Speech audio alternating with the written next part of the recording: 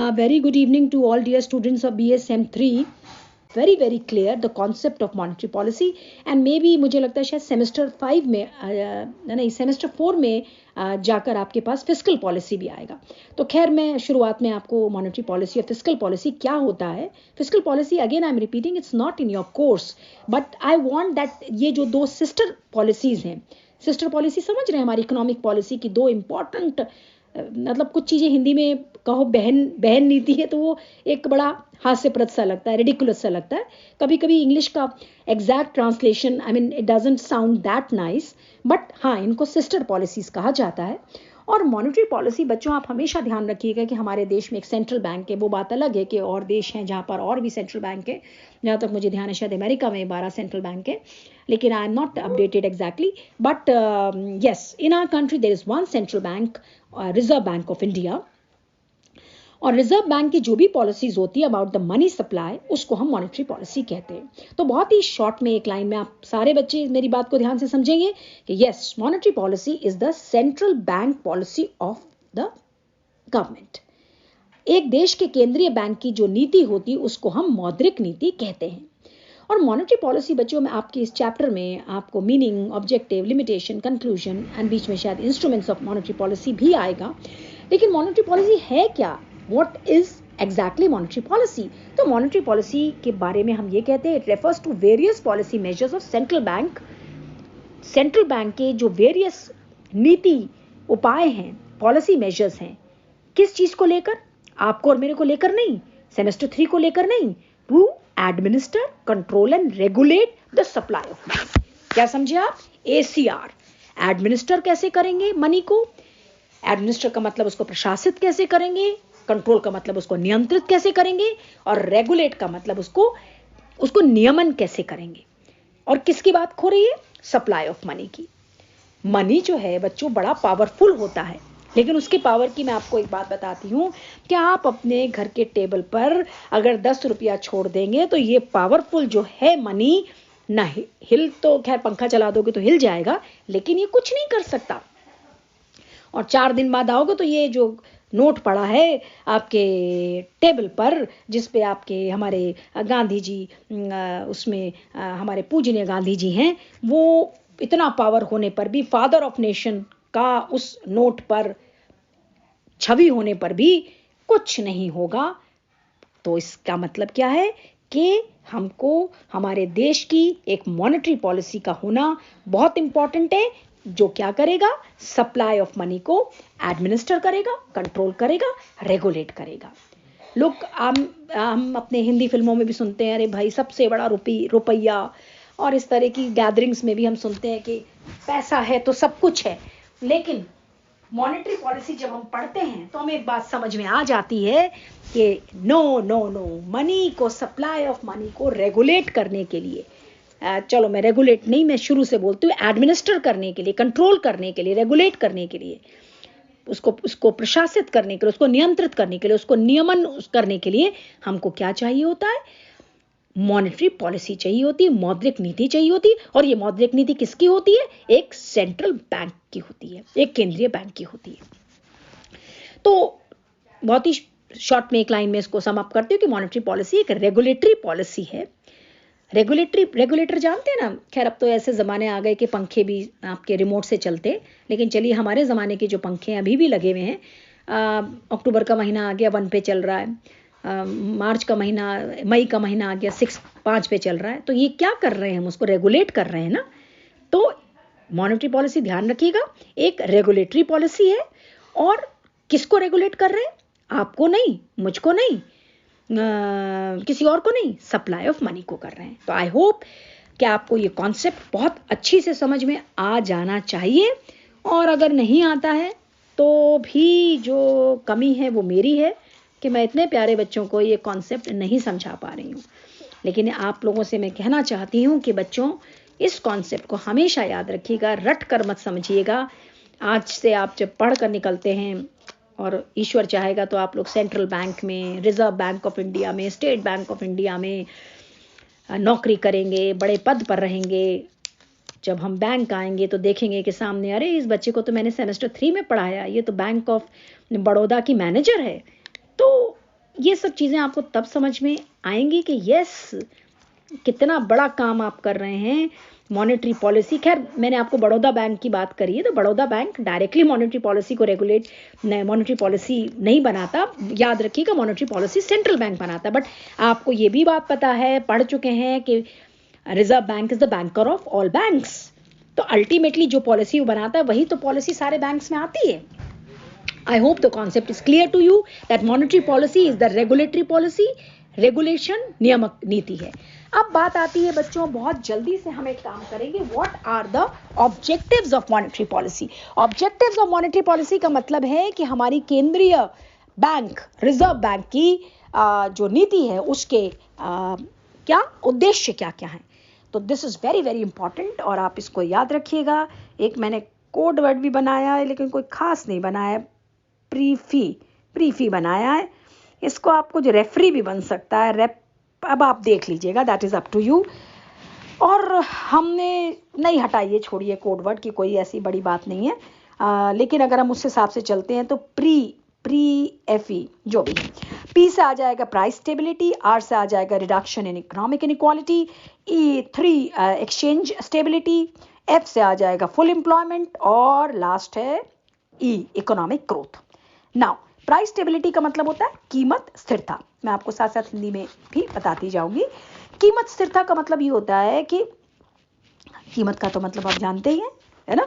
अक्सर हमारे घर में इस तरह की बातें होती रहती है, भाई ये तो सरकार बड़ी वैसी है, संभाल नहीं पा रही है, ये है सो है, इस तरह की बातें बड़ी आम बातें हैं। अब आजकल प्याज का दाम जो है, अनियन का दाम, मजाक चल रहा था कि $1 में भी अनियन नहीं आएगा, है ना। तो कहने का मतलब ये है कि प्राइस स्टेबिलिटी जो है कंट्री में, एक आपकी इकोनॉमी में, it is one of the most important objective of monetary policy. अब प्राइस स्टेबिलिटी का क्या मतलब होता है? प्राइस स्टेबिलिटी का मतलब होता है कि जो हमारा जनरल प्राइस लेवल है, जो हमारा सामान्य कीमत स्तर है, उसमें बहुत ज़्यादा फ्लक्चुएशंस ना हो। ये तो हम नहीं कह सकते कि फ्लक्चुएशंस नहीं होंगे। भाई आज 10 रुपए किलो टमाटर है, कल 100 रुपए किलो, फ्लक्चुएशंस तो होंगे।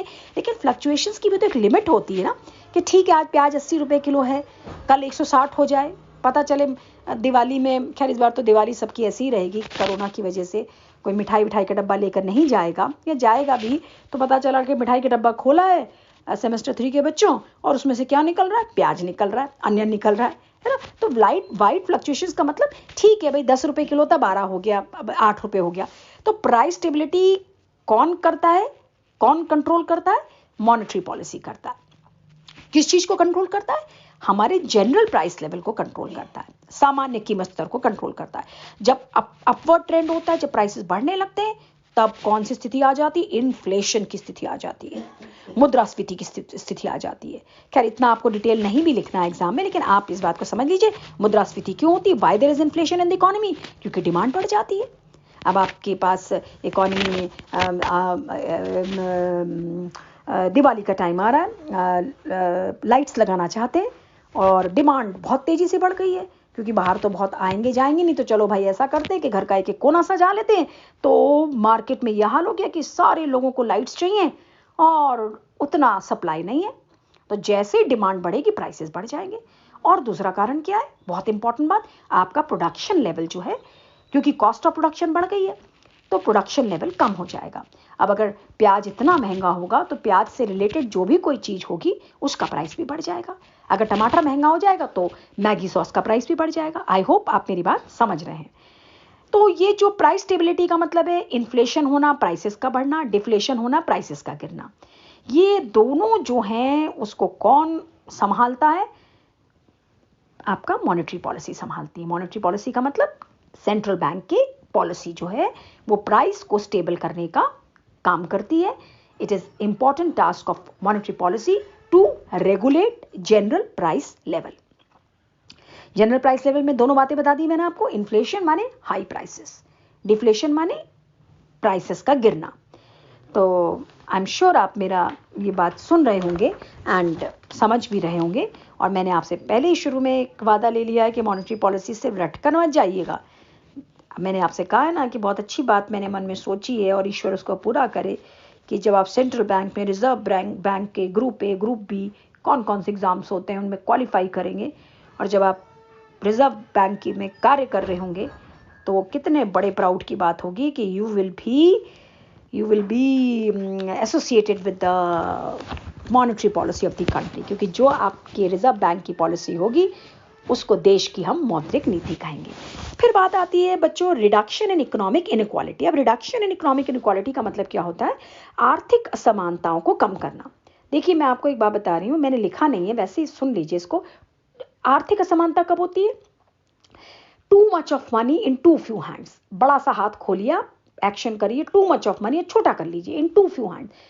अगर इसकी जगह मैं उल्टा कहती हूँ कि too much of money in many hands, तो फिर इकोनॉमिक इनइक्वालिटी नहीं होगी। प्रॉब्लम कहाँ थी? When there is a problem तब होती है कि जब कुछ लोगों के पास बहुत सारा धन होता है। अब जो जितनी हमारी कैपिटलिस्ट और मिक्स्ड इकोनॉमीज हैं, यहाँ पर इनइक्वालिटीज बहुत ज्यादा है regarding distribution of wealth and income. तो सोसाइटी जो है दो भागों में बट जाती है, दो क्लासेस में बट जाती है, दो वर्गों में बट जाती है, रिच एंड पुअर, धनी और निर्धन। समझ रहे हैं? धनी rich becomes richer and poor becomes poorer.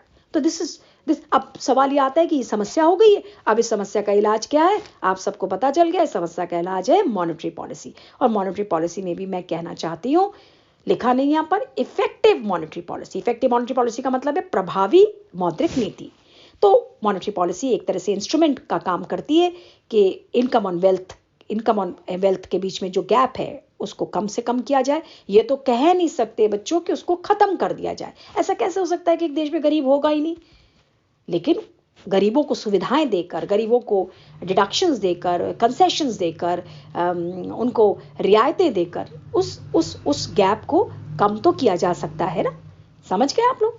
अब हम आ गए एक्सचेंज स्टेबिलिटी पर। एक्सचेंज स्टेबिलिटी का मतलब होता है विनिमय स्थिरता। अब एक्सचेंज स्टेबिलिटी की जब भी बात आती है तो जरा सी इस बात को समझ लीजिए कि मैं जब एक्सचेंज की बात कर रही हूं तो एक्सचेंज का मतलब हम बात करें इंटरनेशनल ट्रेड के संदर्भ में, अंतर्राष्ट्रीय व्यापार के संदर्भ में। और एक्सचेंज स्टेबिलिटी तब अटेन होती है जब बैलेंस ऑफ पेमेंट में स्थिरता आती है। बैलेंस ऑफ पेमेंट क्या होता है? शायद यहाँ नहीं लिखा होगा लेकिन आपको पता होना चाहिए, किसी सेमेस्टर में आएगा आगे जाकर बहुत डिटेल में। बैलेंस ऑफ पेमेंट एक मॉनेटरी रिकॉर्ड होता है। और किस चीज का रिकॉर्ड होता है? All the transactions of a country with another country. एक समय पीरियड में एक देश का दूसरे देश के साथ जो भी मौद्रिक लेन देन होता है उसको हम व्यापार संतुलन, भुगतान संतुलन कहते हैं। अब सवाल इसका आता है कि मॉनेटरी पॉलिसी क्या करती है? मॉनेटरी पॉलिसी रेगुलेट करती है फॉरेन एक्सचेंज रिजर्व्स को इस तरह से कि फॉरेन एक्सचेंज की डिमांड और फॉरेन एक्सचेंज की सप्लाई का ये हल निकले कि हमारा बैलेंस ऑफ पेमेंट फेवरेबल हो। बच्चों बैलेंस ऑफ पेमेंट हमारा फेवरेबल कब नहीं होगा? जब हमारे इंपोर्ट्स ज्यादा होंगे और एक्सपोर्ट्स कम होंगे, तो बैलेंस ऑफ पेमेंट हमारा फेवरेबल नहीं होगा। क्योंकि जब हमारे इंपोर्ट्स ज्यादा होंगे तो हमारे देश का वैल्यूएबल फॉरेन एक्सचेंज कहां जाएगा? आप जो बाहर से सामान मंगा रहे हैं उसके पेमेंट में जाएगा। अब एक छोटा सा एग्जांपल मैं आपको देती हूँ कि भाई $1 इस समय अगर बहुत नहीं, डॉलर का एग्जांपल में तो नहीं बैठेगा। अगर डॉलर, ये तो पता ही आपको कि डॉलर की वैल्यू रुपये से ज़्यादा है, तो तय बात है कि अगर आपका देश $2 का सामान ले रहा है तो आपके रुपये से ज़्यादा डॉलर की वैल्यू, तो आपको ज़्यादा मनी उनको देना पड़ रहा है। लेकिन यस, अगर आपका सामान बाहर जा रहा है तो फिर आपको डॉलर में ज़्यादा पैसा मिल रहा है। तो ये जो बैलेंस ऑफ पेमेंट को फेवरेबल रखने की बात आती है, भुगतान संतुलन को जो अनुकूल रखने की बात आती है, ये भी सेंट्रल बैंक करता है। आपको एक बात बता दूं मैं यहाँ पर कि हम जब भी विदेशी मुद्रा में फॉरेन एक्सचेंज में डील करते हैं तो हम, आपको अगर अमेरिका जाना हो तो आप ऐसा थोड़ी कि यहाँ से मनी उठाया और चल दिए अपने रुपये को लेकर और कहते रहे रास्ते पर सबसे बड़ा रुपया। नहीं, आपको रिजर्व बैंक के थ्रू अपने मनी को एक्सचेंज कराना होगा। अब आप कहेंगे कि हम रिजर्व बैंक तो नहीं जाते, तो रिजर्व बैंक के ऑथोराइज्ड डीलर्स होते हैं जो फॉरेन एक्सचेंज में डील करते हैं। तो आपने ये बात समझ ली कि एक्सचेंज स्टेबिलिटी तभी बनेगी जब आपके पास फॉरेन रिजर्व, एक्सचेंज रिजर्व आपके पास ज्यादा होगा। और ज्यादा कब होगा आपके पास? जब आप ज्यादा क्या करेंगे? आई एम श्योर आपको ये बात पता है, आप निर्यात जब ज्यादा करेंगे तो आपके फॉरेन एक्सचेंज रिजर्व अच्छे होंगे। अगर आप आयात करेंगे, इंपोर्ट करेंगे, तो then foreign exchange reserves then you'll have weaker foreign exchange reserves. I hope the things are clear. अब हम आ गए हैं सेकंड लास्ट पॉइंट पे, फुल एम्प्लॉयमेंट। तो बच्चों फुल एम्प्लॉयमेंट का मतलब होता है पूर्ण रोजगार। ये भी किसका काम है, किसको रखना है, किसका उद्देश्य? मॉनेटरी पॉलिसी, मौद्रिक नीति का। फुल एम्प्लॉयमेंट का मतलब क्या होता है? जब जो लोग कार्य करना चाहते हैं, जो कार्य कर सकते हैं, उनको जो वेज रेट चल रहा है उसमें कार्य मिलता है। यहाँ पर आप थोड़ा सा ध्यान देंगे सब बच्चे, the persons who are willing and able to work. तो आपको ये बात समझनी है कि फुल एम्प्लॉयमेंट की स्थिति तब होगी कि जब लोग काम करना चाहते हैं और काम करने के योग्य हैं। काम करना चाहते हैं का मतलब क्या होता है कि भाई मैं आज यहाँ पर आपके सामने बैठे बैठे कहूँ कि मैं जो हूँ लोगों को इंजेक्शंस लगाना चाहती हूँ, कोविड के टाइम पे मेहनत करना चाहती हूँ, कोविड के टाइम पे मैं लोगों की सेवा करना चाहती हूँ। ठीक है, आप सेवा करिए, लेकिन आप डॉक्टर का काम नहीं कर सकते हो। तो विलिंग होना और एबल टू वर्क दोनों कंडीशंस ज़रूरी हैं। कि मैं कहूँ मैं तो सपने में आया कि हवाई जहाज चलाना चाहती हूँ। अरे मेरे विलिंग होने से क्या होता है? मेरे विलिंग होने से क्या होता है? मैं उसके लिए एबल भी तो हूँ। मैं तो अगर हवाई जहाज की कॉकपिट में बैठ जाऊंगी, सारे जितने यात्री हैं सब भाग जाएंगे, कहेंगे ये कौन आकर बैठ गई, ये तो सुना इकोनॉमिक्स की टीचर है। समझ गए आप मेरी बात? तो कहने का मतलब क्या है कि full employment is a condition जो कैसे फुलफिल होगी? जब it is going to be fulfilled through effective monetary policy। और monetary policy इसको अचीव करने के लिए चीप मनी पॉलिसी अपनाता है, सस्ती मौद्रिक मुद्रा नीति अपनाता है। सस्ती मौद्रिक नीति का मतलब क्या होता है? जब हमारे रेट ऑफ इंटरेस्ट कम होते हैं, और रेट ऑफ इंटरेस्ट कम होते हैं तो फिर क्या होता है आपकी जो, इससे क्या होता है कि it expands the availability of credit. फिर लोग जो हैं अपने निवेश के लिए बहुत आसानी से कम ब्याज दर पर उनको लोन मिल जाता है। तो इसको हम चीप मनी पॉलिसी कहते हैं। समझ गए? चीप मनी पॉलिसी का मतलब जब आपका रेट ऑफ इंटरेस्ट कम होता है, जब आपका ऋण, आपका लोन सस्ता होता है। I hope I am trying to make things clear, और आप मेरी बात समझ रहे हैं। और मैं बीच बीच में आपसे कहती रहती हूँ, कई बार से मैंने नहीं कहा है, आज फिर कहती हूँ कि कहीं पर भी आपको लगता है कि मैं नहीं सही तरीके से समझा पा रही हूँ, तो बच्चों फिर गलती आपकी होगी, क्योंकि आप मुझे वो नहीं बता रहे हैं।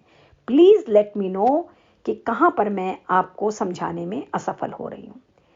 Now the last point, economic growth. अब इकोनॉमिक ग्रोथ या इकोनॉमिक डेवलपमेंट का मतलब क्या होता है? जब हमारे देश की पर कैपिटा इनकम बढ़ती है। पर कैपिटा इनकम बढ़ती है। नेशनल इनकम क्या होता है? Total per capita income total कर लेते तो वो नेशनल इनकम बढ़ जाती, पर हम यहाँ पर नेशनल इनकम की बात नहीं कर रहे हैं। वी आर टॉकिंग अबाउट प्रति व्यक्ति आय। तो प्रति व्यक्ति आय जो है वो जब बढ़ती है तो इसका मतलब ये है कि हमारे देश में क्या हो रहा है? आर्थिक समृद्धि हो रही है। अंडर डेवलप्ड कंट्रीज हैं, अल्प विकसित देश जो है, वहाँ पर इनकम और लोगों का जो रहन सहन का स्तर है वो कम होता है, बहुत बहुत नीचा होता है। कारण क्या होता है कि भाई हमारी जो प्रोडक्शन कैपेसिटी, हमारी जो उत्पादन क्षमता है वो बहुत कम है। और उत्पादन क्षमता क्यों कम है? क्योंकि हमारा कैपिटल फॉर्मेशन, पूंजी निर्माण कम है। तो इससे क्या हो रहा है कि हमारा देश जो है आगे आर्थिक रूप से आर्थिक समृद्धि नहीं हो पा रही है। भाई आप ये देखिए ना कि जब हमारी इनकम कम होगी तो हमारी सेविंग कम होगी, सेविंग कम होगी तो कैपिटल फॉर्मेशन कम होगा, इनकम माने आय कम होगी तो हमारी बचत कम होगी, बचत कम होगी तो पूंजी निर्माण कम होगा। तो ये तो बच्चों एक विशियस सर्कल है, एक दुष्चक्र है जो चलता रहता है, चलता रहता है, चलता रहता है। लेकिन चलता रहता है जो ये खराब चक्र है, इसको ठीक करने के लिए कौन आ जाता है? कौन आ जाता है? मॉनेटरी पॉलिसी आ जाती है। तो मैंने आपको, I hope I have tried to explain all 5 points, but again I am not knowing whether I am able to explain you properly और नॉट। तो जहाँ पर भी आपको समझ में नहीं आता है आप ग्रुप में डालिए, और मुझे बहुत खुशी होगी ये जानकर कि आपकी समस्या का मैं समाधान कर पा रही हूँ। तो आज के लिए इतना ही काफ़ी है। नोट्स मैंने आपको पहले ही दे दिए थे। अब हम कल जो है बात करेंगे लिमिटेशंस ऑफ मॉनेटरी पॉलिसी। आज तो बड़ी हमने तारीफ कर दी कि भाई मॉनेटरी पॉलिसी ये होती है, इसका ये उद्देश्य होता है, लेकिन इस मॉनेटरी पॉलिसी की क्या सीमाएं हैं,